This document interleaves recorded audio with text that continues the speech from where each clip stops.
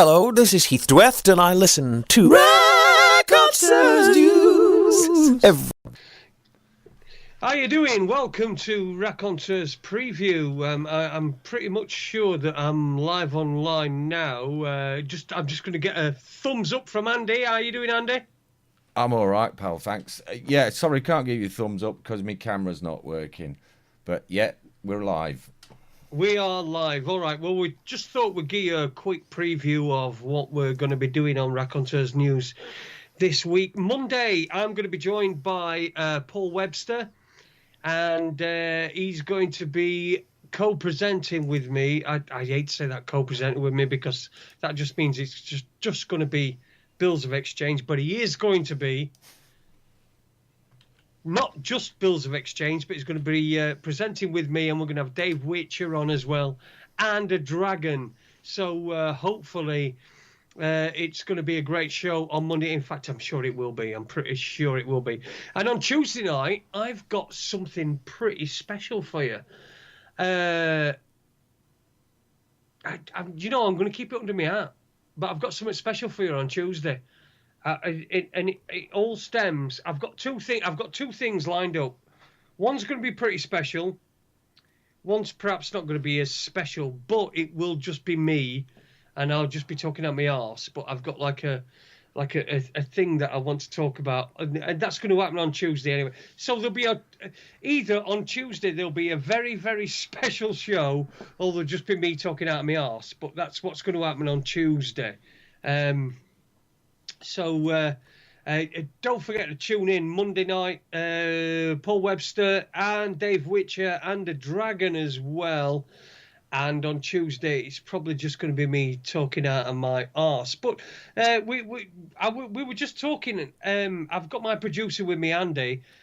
He's going to be producing for me next week, and hopefully the stuff that's going to be going out on Facebook Live is going to have the same quality that I had last week. I think I'm working on that. So, but Andy, me and you were just talking about last week's guests. How did last week go? How did you find it?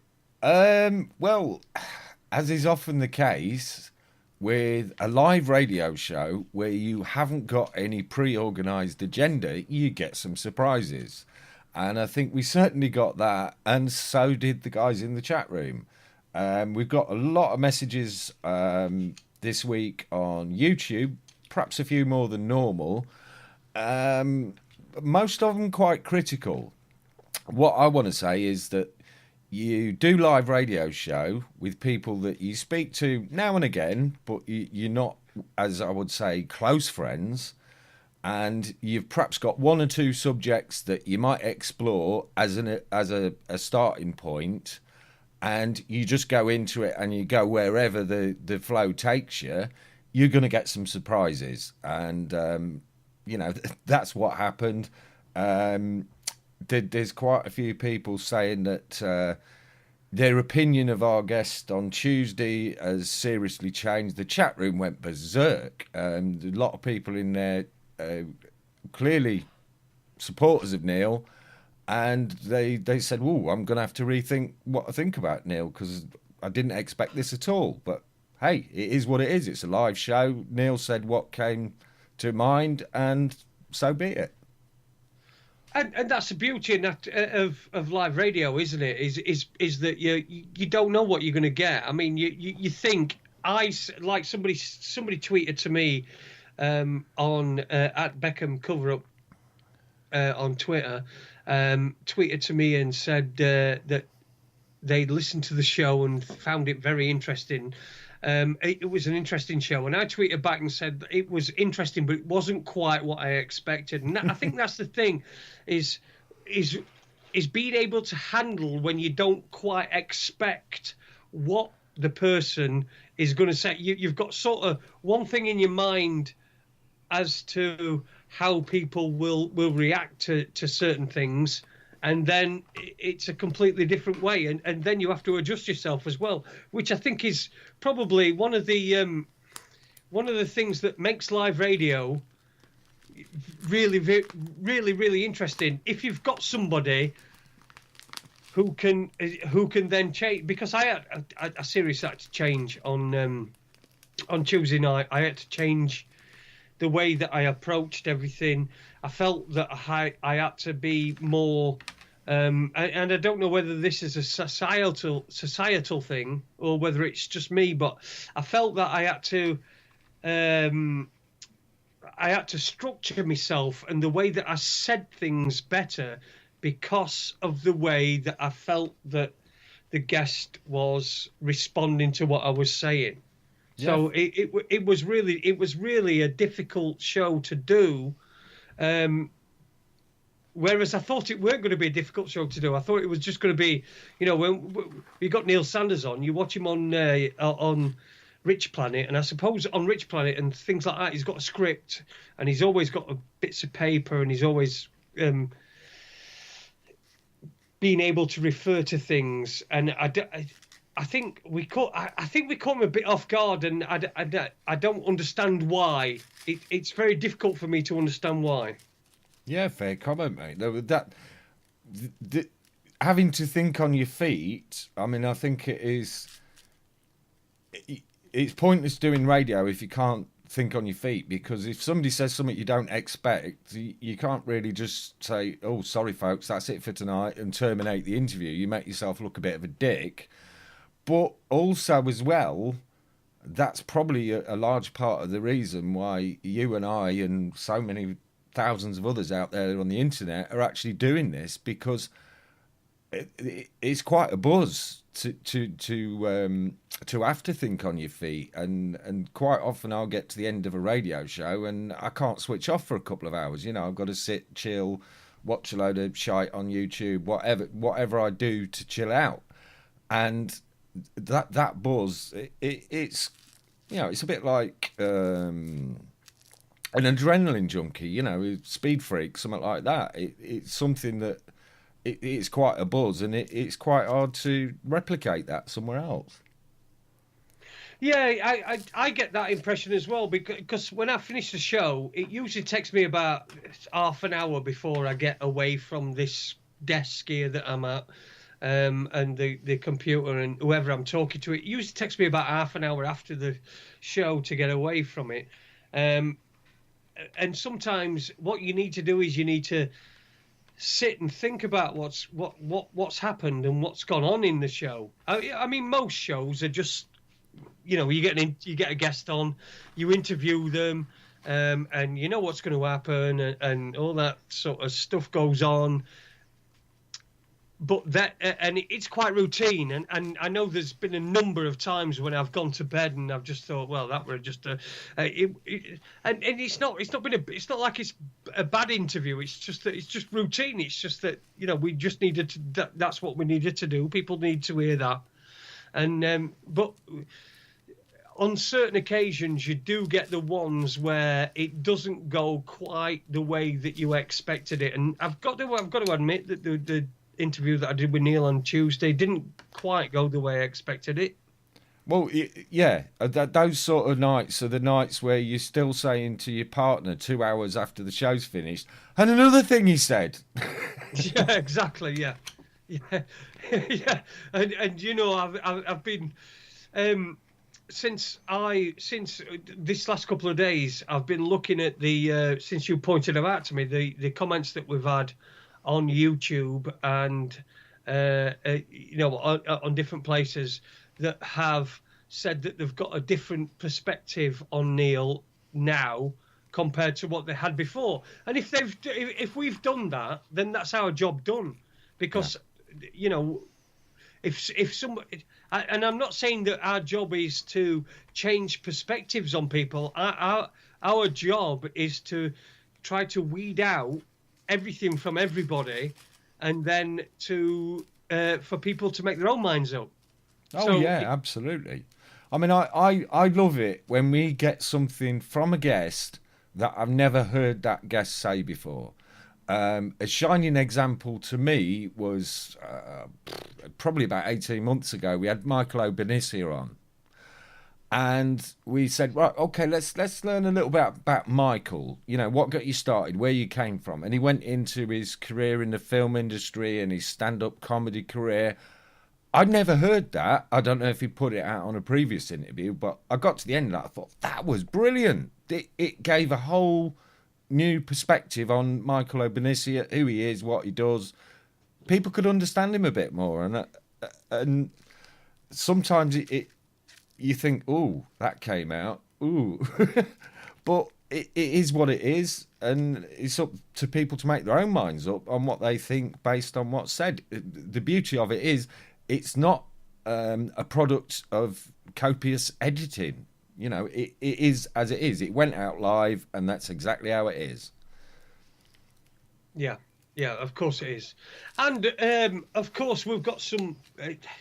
We've had some great guests in the past, and I think it's almost Diane Jessie Miller time again. I think April. We've had her April in the last 2 years, so I'd like to get Diane Jessie, one of my favourite guests, Diane Jessie Miller.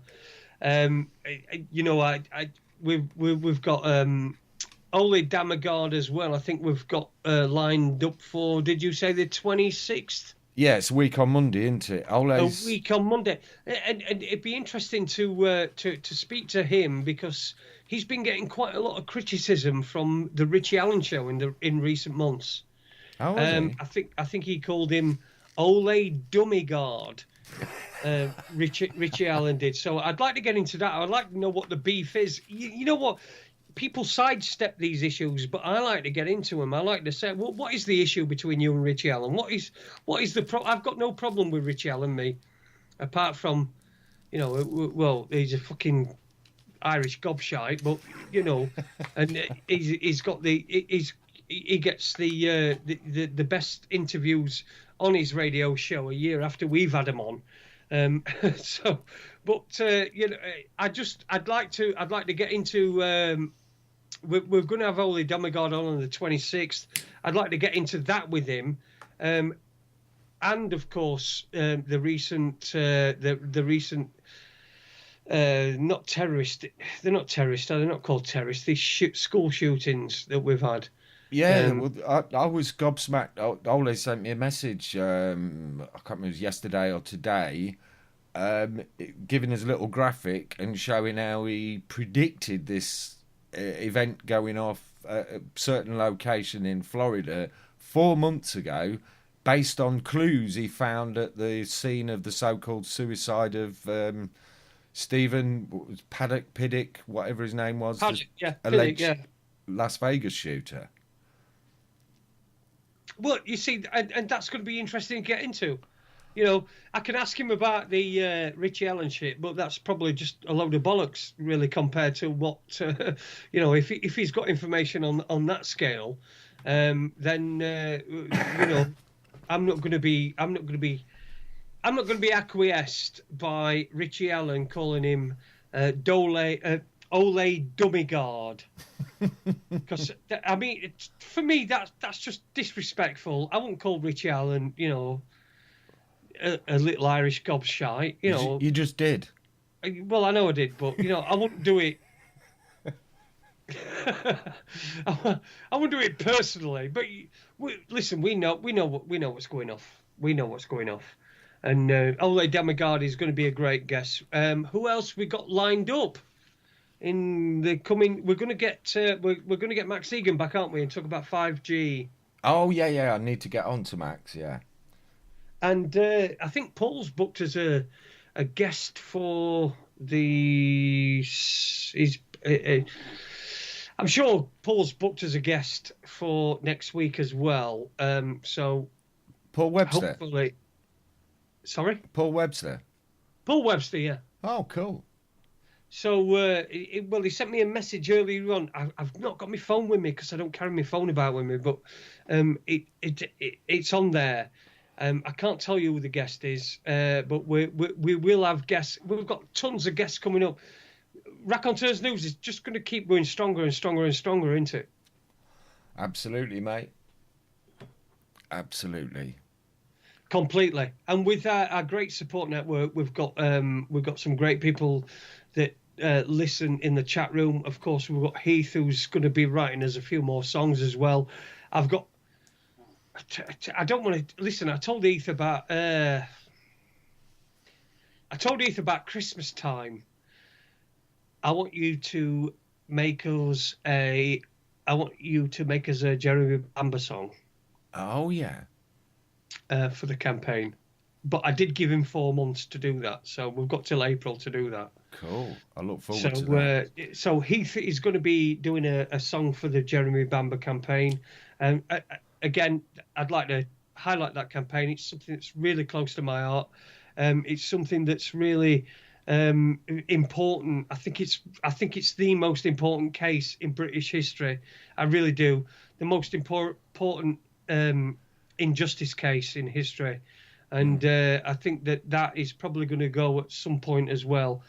So we've got it's such exciting times here at Raconteurs News. We do so much good stuff. We've got people at mental hospitals. We've got people at care. We've got people at care.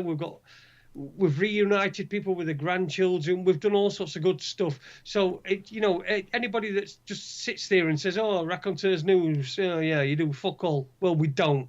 We do stuff. You want to fucking sit there. If you want help, and you come to Raconteurs News, you will get help as long as your cause is worthy. So, that's what we want to be doing. We want to be taking things forward, trying to help people. Like I said, the Jeremy Bamber campaign, we highlighted that a year ago. I've posted tonight twice. 2 years. Two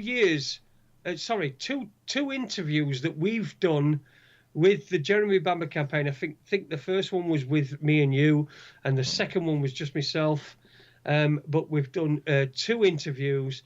Then the Richie Allen show. Oh, you've got the largest fucking, I don't know, audience in world that's ever lived. But we don't tell anybody that. We don't brag about it, only just do it every week. You were miles behind. I've got to say, you were miles fucking behind. This has been going on for yonkers. So while I welcome other people and people getting involved, I just want people to remember that who the people were that were right in on the fucking ground. And we were in a year ago on that. And I know it's 33 years ago since 32. In fact, I just listened back, and it was 31 years ago he'd been locked up when we did our first interview. So he'd been locked up for 31 years. Now it's 33 years. So that's 32 years. That's 2 years since we first highlighted this case. Yeah. It's taken the largest audience, independent media audience show 2 years to get on board with it, but finally they have. And I really welcome that, but I'd like to just point out that we did this first, twice. Yeah, brilliant, Jason. And you got that subject brought up. It was your idea. All credit to you for that, mate. I think you've done a brilliant job there. Well, it'll be a brilliant job when we've got him out. And believe me, we will get him out. 2018's the one for us. So anyway, I think this is probably end of this preview, don't you think? Yeah, that's it. We'll just play out with...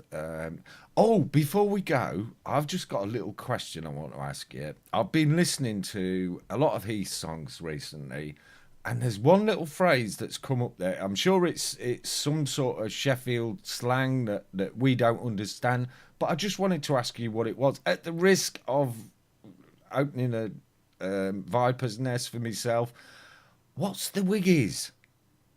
Wiggies, right. The Wiggies is a bus service. It used to go from Dinnington to Sheffield, and it was like back in the day, back in the 80s, before deregulation. In fact, it was just after deregulation or around that time anyway, but there was an independent bus company that used to drive and they used to have these single-decker buses that went from Dinnington to Sheffield, which were about 15 miles away. But they used to go a really unorthodox route. And so if you got on the back of the Wiggies, I don't know if anybody would relate to this, but if you got on the back of the Wiggies and you went all the way to Sheffield, by the time you got to Sheffield, you got a right hard on because it was just so bumpy. Honestly, you got a proper rock on. And so the Wiggies was it was a bus company that were Wigstons, I think they were called. Right. So no, sorry, Wigmore's. Wigmore's. If you look at Wigmore's buses in Dinnington from back in the day, that's what the Wiggies is. It was an independent bus service that ran from Dinnington to Sheffield. It went sort of down this road that was like really seriously bumpy, and so by the time you got to Sheffield from Dinnington, probably about half an hour later, 35 minutes later, you got a proper stiffy. So if there's anybody out there who thinks they're in need of Viagra, just check see if the Wiggies is still running and get yourself on there. It'll save you loads, yeah? Oh, yeah, the Wigmores. Yeah, the Wigmore buses. Listen, I'm going to find them. I'm going to put something in chat room, a link in chat room about the Wigmore buses. But, yeah, there's plenty of stories about the Wiggies. And it was like, because it wasn't the bus. It was before deregulation and before private buses went into service, but it was still I think it was a public. It was still funded by public, but it was private, and they were called Wigmores, and they were always single decker, and they were always really fast. They were always really old. They always had them things that remember them things that used to be on the back of bus seats where you could stub your fag out. Oh yeah. Yeah, they had them on them, even years after smoking had been banned on buses, they still had them things on. So they were really traditional. So anybody that wanted a traditional ride into Sheffield from Dinnington, up until I think probably about 2005, 6 or something like that, then you would have got on Wiggies, on Wigmore's bus. So that's what the Wigmore... And also the Wigmore's bus had, long after... they'd all gone, and you used to pay when you got on bus. You know, you'd pay your money when you got on bus to driver. The Wigmores would still have conductors on for many years after. So that were another thing. It was a more traditional bus service from Dinnington to Sheffield. So I hope that's a comprehensive enough explanation as to what the Wiggies is. No, that's brilliant. It's mentioned in Boy from Sheffield, and I was just a bit curious about what it was. Thanks for explaining that, Jason. We'll be back. But listen, the thing is right, and I want to make this point because I know we'll probably listen, and it's going to fucking wind him up something chronic. But when we were kids, Heath stubbed a fag out on my face on the Wiggies. Nice one. And I've never forgiven him.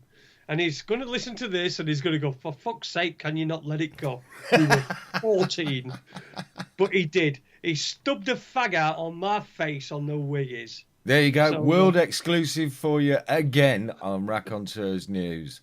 So if that's all, Jace, we'll be back Monday night, 7 o'clock. Yeah, we'll see you Monday. Ta-da a bit. Take it easy.